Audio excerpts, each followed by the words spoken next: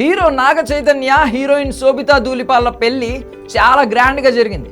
Family members, friends సమక్షంలో ఈ వేడుక జరిగింది. కొత్త జీవితంలోకి అడుగు పెడుతున్న శోభితాను చూసి ఇద్దరి ఫ్యామిలీస్ ఎమోషనల్ అయ్యాయి.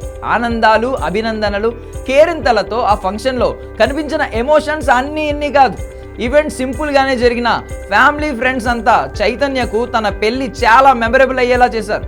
ఇలాంటి సమయంలో చైతన్య మాజీ భార్య సమంత ఇన్స్టాగ్రామ్లో చేసిన ఒక పోస్ట్ ఇప్పుడు ఇంటర్నెట్లో వైరల్ అవుతోంది. నాగ చైతన్య, శోభిత గురించి సమంత ఎప్పటి వరకు ఎలాంటి కమెంట్ చేయలేదు, కనీసం పోస్ట్ కూడా పెట్టలేదు. కానీ శోభిత పెళ్లి రోజున మాత్రం ఓ పోస్ట్ పెట్టింది.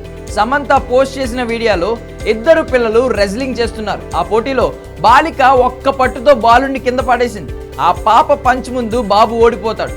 మనలో పట్టుదల ఉంటే వ్యక్తులైనా పరిస్థితులైనా మనకు తల వంచాల్సిందే అనే మీనింగ్ వచ్చేలా పోస్ట్ చేసింది సమంత.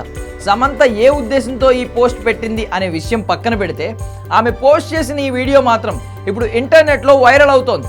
చైతన్య తనతో విడాకులు తీసుకున్నా, వేరే వ్యక్తిని పెళ్లి చేసుకున్నా తాను ధైర్యంగా ఉన్నానని చెప్పేందుకు సమంత ఈ పోస్ట్ పెట్టిందని చాలామంది కమెంట్స్ చేస్తున్నారు.